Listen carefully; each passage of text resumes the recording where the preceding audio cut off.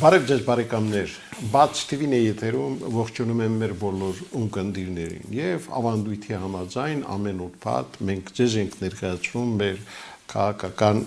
մեկնաբաններից մեկին քաղաքագետ քաղաքագիտության դոկտոր պրոֆեսոր Լևոն Շիրինյանին ավանդույթը չեն խախտել, բարև ձեզ պարոն Շիրինյան, ուրախ եմ որ այստեղ եք, գիտեք, սկսենք ներկա իրավիճակից, մարդու իրավունքների պաշտպանը հայտարարեց, որ 6 գյուղերի ճակատագիրը մնացել է այդ վիճակում, մի խոսքով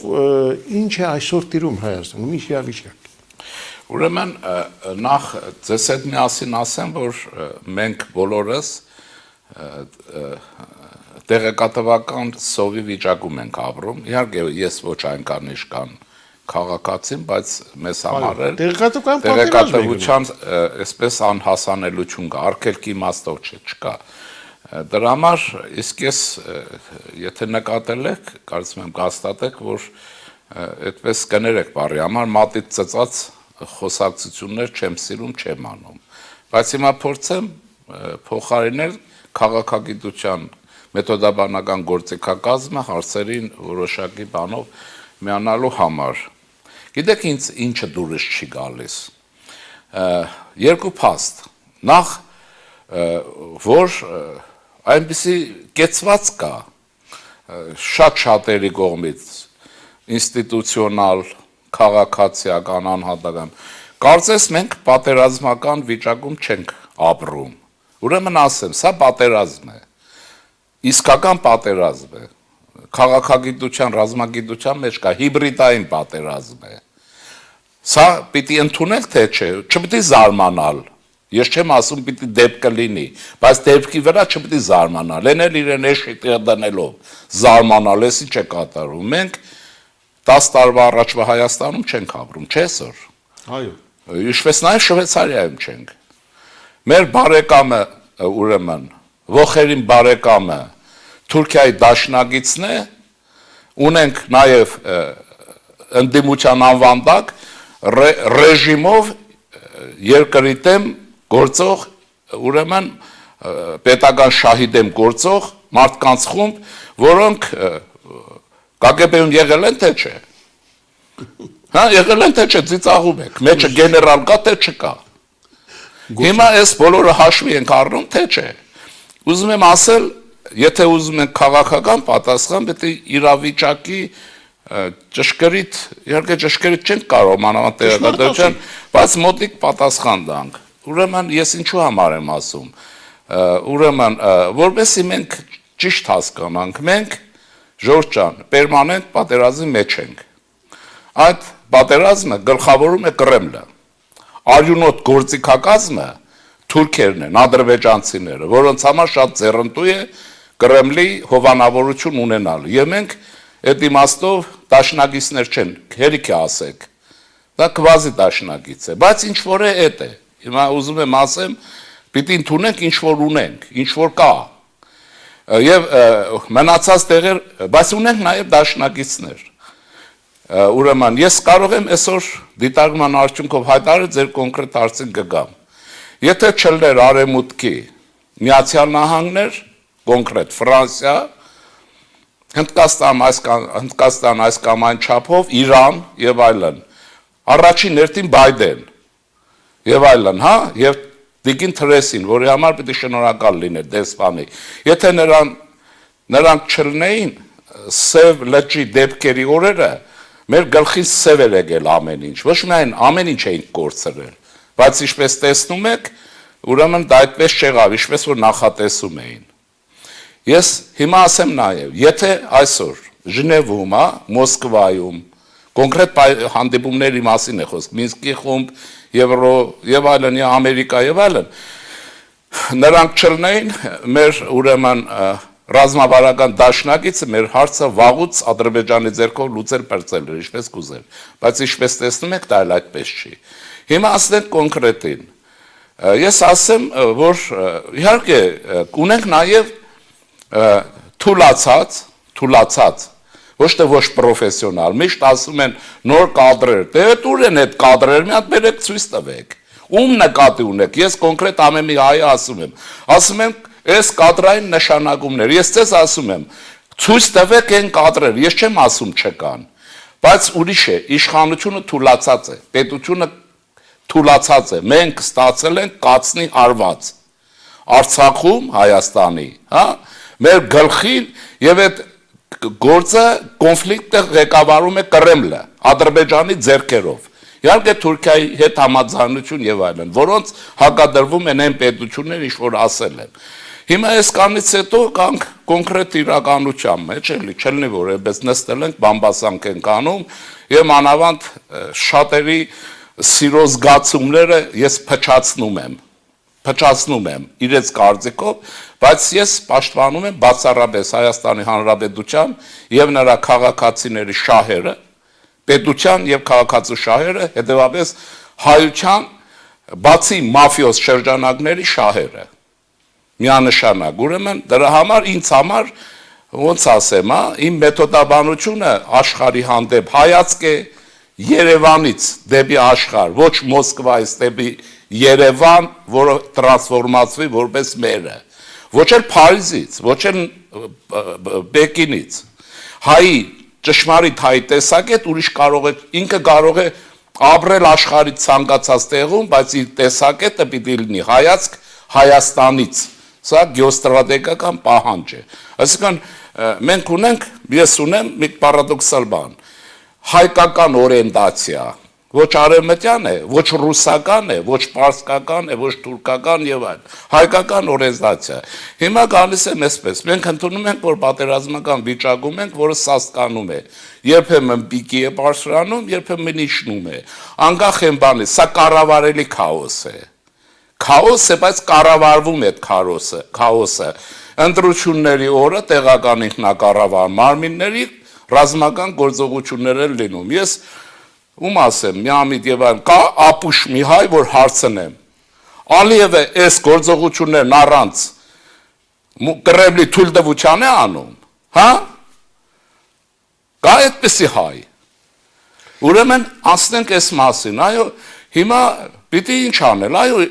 այդ թույլացած իշխանությունը, որը աշխատում է 3 տարի էքստրեմալ վիճակում, այդպես է թե չէ, գիշեր ցերեկ ցույցեր են, գիշեր ցերեկ բողոքի ակցիաներ են, ել չեմ ասում, այս հոգեբանական տերորը, որ կազմակերպվում է եթերում։ Ես 2 օր առաջ էկրանին տեսա Անդրանիկ Քոչարյանին, ինչպես էին շրջապատել ուրեմն լրատվամիջոցները, քիչ է մնացել Արևանկեի շենքից։ Մինչև հասկանում եք ոնց է, այս բոլորում եւ հայտնի լրատվաներն կա, էլի, այդ բոլորը տեսնում ես, ինչ եմ ուզում ասեմ։ Ուրեմն երկրորդ մասը, մենք տեղեկատվական տերորի եւ եթերային պատերազմի վիճակի մեջ ենք։ Այդ չի նշանակում, որ վիճակն այդպիսին է, բայց եթերը դուք գիտեք, կարող է տաքացնել, կարող է սառեցնել։ Եվ այստեղ ով մեղք ունի սրա մեջ, անշուշտ անողներն, առաջին անողները, եթե իշխանությունը թույլ է, անկարող է, չի կարող, այդ չի նշանակում, ես ինձ պիտի թույլ տամ մարդասպանությամբ զբաղվել, փողոցում, որտեղ ոստիկանները կաշառակեր են, բայց իհարկե ոստիկանության խնդիրն այնտեղ է, ինչ եմ ուզում ասել, ուրեմն ամենը իր տեղում, հիմա այդ 5-6 գյուղերը ցավալիորեն, իհարկե պրոբլեմները շատ են, երկրի բյուջեն, հնարավորություն ամեն ինչ եւ ցավալի վիճակ առաջացել։ Բայց այսպես մի խոսքով չեմ ուզում սրեմ վիճակը, ասեմ հետեւյալը, որ պիտի այս վիճակը անցկացնենք, ձեր ցավը տանեմ։ Վիճակը պիտի անցկացնենք այնպես, ինչպես 1941-ից 45 թվականին հանուն Ստալինգրադի պաշտպանության, որ ձեր գործը չէր, սոված մեռնում էինք, մենք բոլորս, հանուն ես բարեկամ ունեի, այնպիսի հպարտությամբ էր խոսում Լենինգրադի պաշտպանության ժամանակ իրենց տրված կաշվե սննդի, որ կերել էին դրանով, ինչ հպարտությամբ, ես չեմ ասում այսպես պիտի լինի, ես ուզում եմ ասել պատերազմ է եւ տեղեկատվական հոսքերի տակ են Բաքվից, Կրեմլից եւ դա այն մուտանտ հայերի ձեռքով հիմնականում եւ տեղում տերոր է, չէ, հոգեբանական տերոր է, բայց մնում է մեր գյուղերը, մեր գյուղացին, մենք ինքներս եւ այլն այս բոլորը, մենք այս վիճակը պիտի անցկացնենք, առաջին եւ ապատասխանատուներից պիտի անընդհատ տեղեկատվություն ստանանք։ Կառավարությունը պետք է տեղեկատվություն Բայց տա։ համաձայնեք, որ չկա այդ տեղեկատվությունը կա։ Սանոսյանն ասում է, բայց բավարար չի։ Վարչապետն էլ խոսեց, բավարար չի։ Հիմա ինչ եմ ուզում ասել, դա քիչ է։ Իրենք մեր խնդիրը ձեր հետ միասին ոչնչացնելը չի։ Այստեղից ասել տագնապը, ընկերներ, տեղեկատվությունը քիչ եք տալիս, բացադրությունը քիչ է, ժողովուրդը տեղում շատ ավելի քիչ է ստանում։ Ստանում է այդպես 5-րդ Շարասյան տեղեկատվությունը Բաքվից կազմակերպված հոսքերը Մոսկվայի անվերահսկելի տեղեկատվությունը, հա, եթերա եւ այլն եւ այլն։ Դրա համար ուրեմն ինչ եմ ուզում ասել, այո, պիտի անցկացնենք վիճակ, ամեն մեկս ով ինչ կարող է անել, բայց կառավարությունը պետք է ձգի իրեն ավելի լավ աշխատի, իր հնարավորություններ ավելի պիտի անի հիմա։ Ես առաջարկ ունեմ։ Ես օրինակ գտնում եմ, եթե որևէ մեկ առաջարկ չունի, չպետք է խոսի, քիչ պետք է խոսի։ Օրինակ ճիշտ է թանկ է, բայց 5-6 գյուղերին, որ ասում եք, չէ, գիտենք որ ինչ, ես կարծում եմ, որ ճիշտ է թանկ է, բայց այսպես, հա, ուղղաթիռային տրանսպորտը կարող է հարցը ժամանակավորապես իր վրա վերցնել։ Ուղղաթիռները պետք է սպասարկվեն։ Սնունդն է, առաջին օգնությունն է, դեղորայքն է, ինչ որ մարդիկ բողոքում են, լսում ենք։ Կոնկրետ բան եմ ասում։ Պաշտպանության նախարարությունը, հա, պիտի իր վրա վերցնի։ Իր քաղաքացիների, իր երկրի սահմանի պաշտպանության գործը։ Եվ ուղղաթիռներով պիտի սպասարկի։ Մենք գիտենք, լսել ենք, չէ՞ ժամանակին, որ բտեշքներ ուղղաթիռով են Երևան գնացել եկել։ Պարզ է ինչի։ Կամ խումար են խաղացել, կամ աղջկա են գնացել եկել, չգիտենք, ինչ են անում։ Հիմա եղել անցել է, չէ՞։ Հիմա կարող է, ես մի ձև եմ ասում, գուցե դուք նորը գիտեք, բայց ես գիտեմ, որ ուղղաթիռներով այս օրերին պետք է անել մինչև ճանապարհների կառուցման գործը տեղ հասնի, անպայմանորեն։ Սա մի առաջարկ է, եւ այսպես, եւ առասարակ պետք չի ալաֆ անել, պիտի ասել ինչ անել, գուցե մարդիկ գլխի չեն ընկել, գուցե չգիտեն, կամ չեն ուզում, այ մեր լրատվության խնդիրը իշխանությանը դրական իմաստով հարվածի տակ պահելն է, ճնշման տակ, բացահայտերը լուսարձակի տակ, որ այստեղ մենք տեսնենք նաև ովքեր են այն օղակների պատասխանատուներ, որ խնդիրները չեն լուծում։ Եվ այս նաև բացադրական աշխատանք, որ ասեն գներ, պատերազմ է։ Պատերազմում չի լինում ուրիշ բան, քան հայրենիքի պաշտպանություն ընդ որում։ Սա ես ինչ եմ ուզում ասել։ Սա մեր հայրենիքի վերջին կտորն է 30,000-ի, որի վրա մենք կռիվ ենք տալիս։ Տիգրան մեծը մեզ ժառանգել է 300,000, մենք տարածք հանձնելով թողել ենք 30,000 ապրելու։ Մենք տարածքը թողել ենք դարերով, որ ապրենք։ Հիմա էլ սպառվել է, այս ապրանք այլևս չկա։ 30,000 է, ինչքան ասեմ։ Ամեն անգամ ասում եմ, հիմա ես ուրիշ բան եմ ուզում ասում։ Բա որ ես ցես 15-14 թվականից գիշեր ցերեկ ասում եի Քուր Արաքսյան Հայաստան պիտի ստեղծվի։ Եթե չէ, պաշտպանություն կազմակերպել չեք կարող, միլիոն անգամ տողնայեն, որ այդ պրոբլեմներն առաջանալու են այնտեղ ինչ-որ այսօր կա մոտավորապես։ Հա? Այս պարտվողները, երկիրի, ոնց ասեմ, քաղաքական պատմությունը չիմացողները, օտարի գրպան մտածները, օտարի շահեր պաշտպանողները, Ստալինգրադից մինչև Բերլին կրվածները, եւ բոլորն էսպես անեիք։ Պիտի անեինք, չէ, հիմա ինչ է, ինձ ասում են, ես ինչ ես խոսում, ռեսուրս չունենք, ես նորից կրգնեմ, ռեսուրս ունեք հիմա, ունենք, ասում էի արյան գնով, պիտի ստեղծվի Քուր Արաքսը, չէ, հիմա ինչ է, մարդիկ իմաստուն ձևով 30-40 տարի, տեսնում եք, մենք ինչքան իմաստուն էինք, բա որ ասում էինք, ինչ էիք ասում, երկիրը կարող ես 80 տարի կողոպտել, հետո ասես պատեսուկ, ես ինչ տեսար, տեսակ, իշկան աղկատ ենք, ես են հարպեցողի պատմությունն է, գանքի վերջում ասում է, տեսակ ուրեմն չհարստացա, խմել ես ամբողջ կյանքդ, որտեղից հարստանայիր, ուրեմն պետք է անեիր, դրա համար ես առաջարկս հետ կրկնեմ, հա, ուրեմն ես մասով, հիմա սա ընդհանրացնեմ, Համլետ ջան, ես կարծում եմ, որ կառավարության աշխատանքի ամենաթույլ կետը եւ ԿՊ որպես իշխող կուսակցության, կառավարող կուսակցության ամենաթույլ կետը տեղեկատվական պատերազմում տանուլ տալն է։ Դրա համար շտաբ ես առաջարկում եմ կառավարության, պրես բյուրո պիտի ստեղծվի։ Ամեն օր, գուցե օրը 3 անգամ, 4 անգամ տեղեկատվություն պիտի տրվի ստույգ, օպերատիվ եւ լավորակ։ Թե չէ մեկս կախվել ենք Ազատություն ռադիոկայան, այն մեկը կախվել է 5-րդ, այն մեկը հնդկական սերիալներից, այն բաց պատուհաններից դուրս են գցում։ Ուրեմն սա եղել է, մնում է նոր իշխանության ամենաբաց տեղը։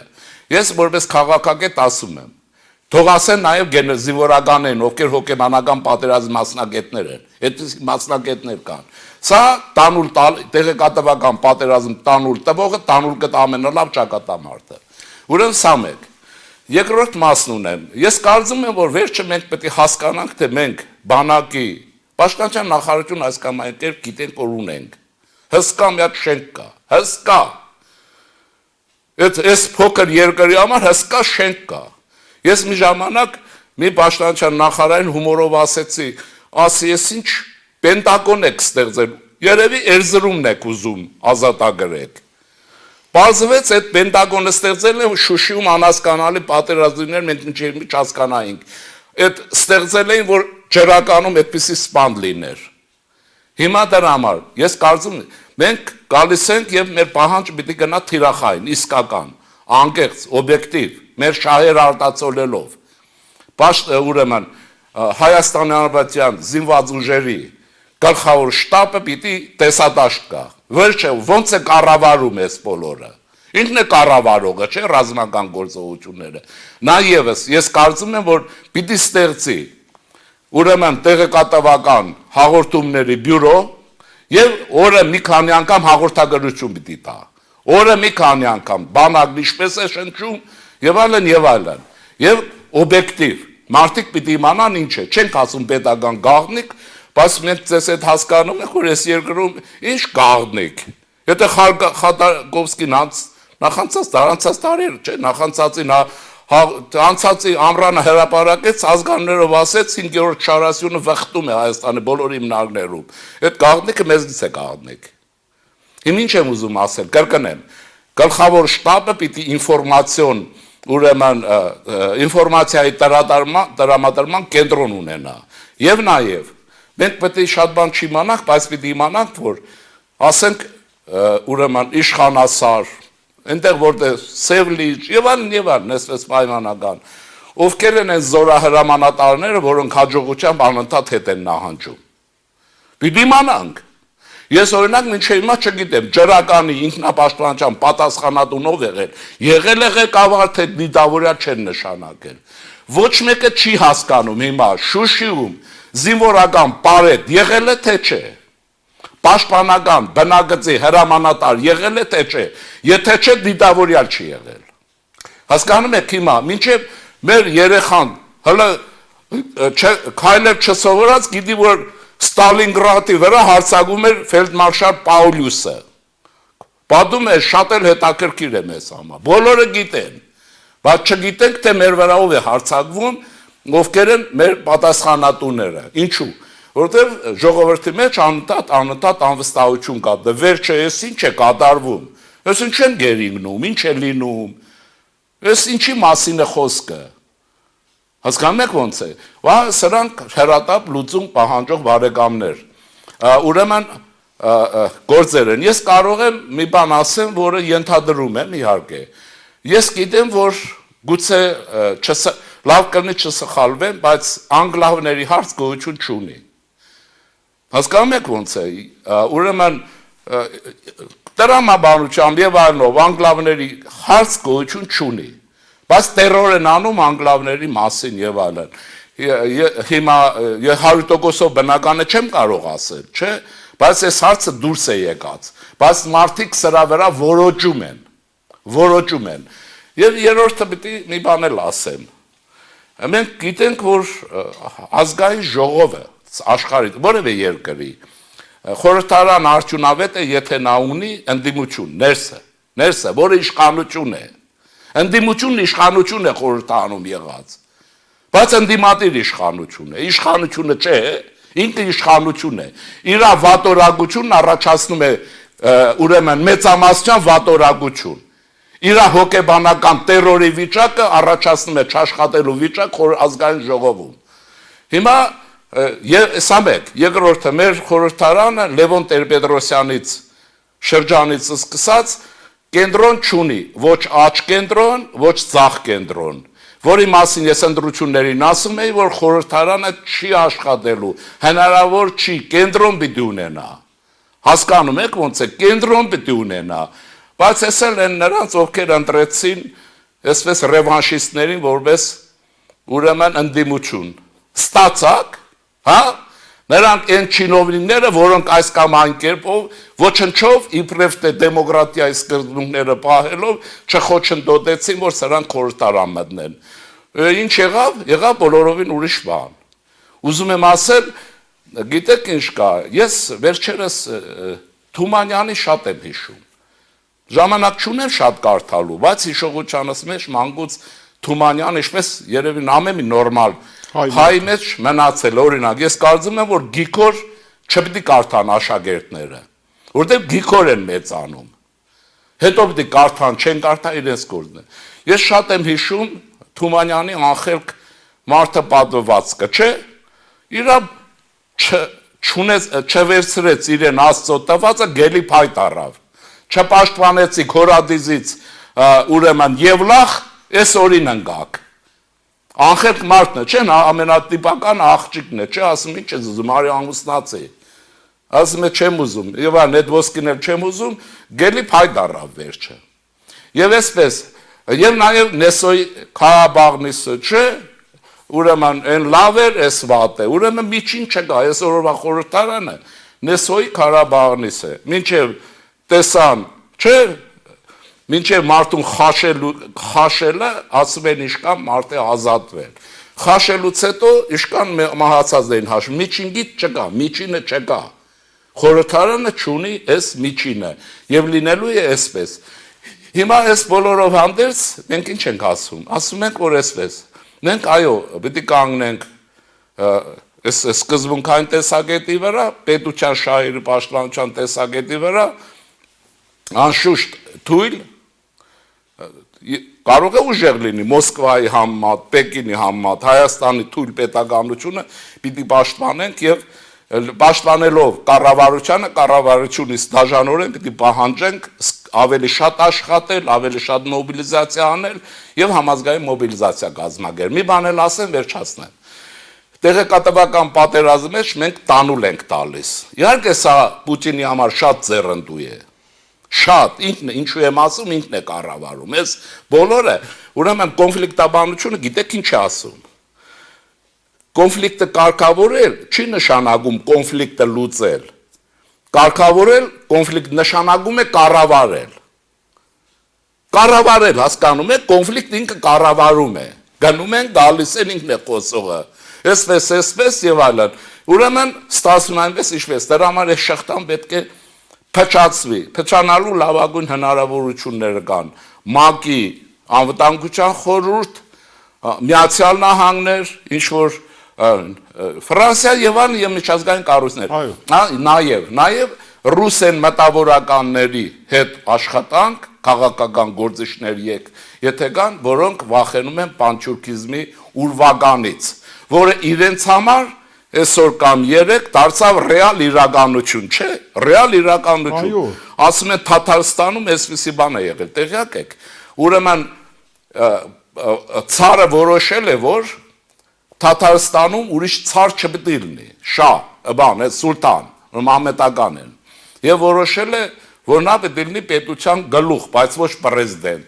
ահա որոշել եւ ջնջել են որոշումը, Կազանից պատասխանը ստացել են, Կազանը եւս ունի նախագահ, ինչպես որ Ռուսաստանն ունի։ Այո։ Եվ այսպես, հիմա մնացածն ասեք։ Լավ, տեսեք, Պարոն Շերենյան, այ խոսեցիք նույն Պուտինին հիշատակեցիք, ով այսօր ասում է, որ պիտի շրջափակման աշխատանքները անմիջապես վերածվի ճանապարհների սահմանագծում, սահմանազետում եւ այստեղ մեզ է Ռուսաստանի դերը եւ հատկապես ռուս դիվանագետները պիտի կարգավորեն այս հարցը։ Ես կարծում եմ, որ դա ունի այս հարցը կարգավորման իսկական Արցախյան հատվածով 100%-անոց մեխանիզմ, դա Մինսկի խումբն է եւ իրենք նահանջել են։ Ուրեմն ես իշքան հասկանում եմ Մարիա Զախարովան հիստերիայի մեջ էր ընկել, երբ որ համանախագահները հավաքվելու են Ժնևում։ Նկատի ունեցեք, որ Լեհաստանը Լուկաշենկոյի եւ Պուտինի կազմակերպած փախստականի խոսքը կանգնեցրեց, հետ են տալիս, առաջին անգամ է։ Հետ են տալիս։ Այդ որտեղից գիտեին, այդտեղ պետք է հավաքվեն ու գրոհեն Լեհաստանի վրա, հետ տվեցին։ Ուրեմն իրենք էլ ինչպես մենք ուժերի բալանսի մեջ են։ Ուրեմն այս մեկը կա, երկրորդը։ Ես կարծում եմ, որ մենք ճանապարհային քարտեզ են ասում, բայց հայերեն ասեմ, էլ ուղեցույց պիտի ունենանք Ռուսաստանի ազդեցության թուլացման հետևողական քաղաքականություն Հայաստանի Հանրապետությունում։ Եթե սա չեք անելու, մենք ունենալու ենք այն, ինչպիսի Հայաստան կուզենա Ադրբեջանի թուրքական պետությունը, որ ունի ռուսական հովանավորություն։ Թուրքիայի մասին չեմ ասում, կարծում եմ հասկանալի, այստեղ խոսելու բան չկա։ Եղավ։ Թիրախները պետք է հստակ լինեն։ Ուրեմն դրա համար կարծում եմ, որ այդտեղ ոչ թե Ռուսաստանի դիվանագիտությունը ունի մեծ գործ ունի Հայաստանի բանակը, զինվորականությունը, գեներալները եւ նրանք, ովքեր տաղանդավոր են։ Մենք այդ գեներալների որակի մասին 1000 պատմություն ենք լսել։ Ես լինեմ կստուգեմ, ով դղյակ ունի բանակից կերացնեմ։ Ուզում է Նապոլեոնը լինի։ Հիմա երկրորդ մասը, այստեղ մեծագույն դեր ունի Հայաստանի դիվանագիտությունը։ Հայաստանի արտգործ նախարարությունը, որի կատարած աշխատանքից իմ իմացած չափով ես չափածած գոհ եմ։ Այո, շատ գոհ եմ, չեմ ասում շատ։ Ներկայի, այո, եւ նախարարի աշխատանքից։ Բայց պիտի նկատի ունենանք ինչ ժառանգության վրա։ Այդ չի որ ես ինչ որ տեսնում եք, ես ոչ պաշտոն եմ ստանում, ոչ էլ ուզում եմ։ Այն չի որ ես ինչ որ բաներ եմ անում։ Այո, եւ նա պիտի համապետական համազգային աջակցություն ստանա, որպեսզի կարողանա աշխատել։ Ոչ թե տերոր ստանա, որ չկարողանա աշխատել, որ ասեն տեսնում եք, ուրեմն էս էլ պիտի լուծվի եւ այսպես շարունակաբար։ Գիտեք, մի հարց էլ եւ քանի որ ժամանակը սպառում է, վերջերս Ստամբուլում տեղի ունեցած թուրքալեզու պետությունների համաժողովում Էրդողանին նվիրեցին մի քարտեզ գորգալերը, որտեղ փաստորեն մեծ Թուրանի նախագիծներ էսպես։ Եվ այդ քարտեզում Սյունիքը, Ղրիմը մտած են Թուրքիայի ոնց են ասում դիրապետության տակ։ Զարմանալին գիտեք որն է, դե որ մենք չպատասխանեցինք հասկանալի է, բայց Ռուսաստանն էլ ձեն չանել։ Բայց դուք Սյունիքը ասեցիք, նենց ոնց որ ընդունելու Ղրիմը զարմացաք։ Դու Մոսկվան պետք է լինի մեջը։ Մոսկվան։ Ուրեմն ես չեմ ուզում ինչ որ բան հիստերիա առաջացնեմ, բնավորության հարց է իմը, այս բանը, բայց այսպես շատ լավ կլինի, եթե ուրեմն բանն էլ լինի, այդ Վալդայն էլ լինի, ինչ եք զարմանում, բայց ես, եթե Տարասովի ասածից զարմացել են, ես ուրիշ բան ասեմ, պանթյուրքիզմի գաղափարախոսությունը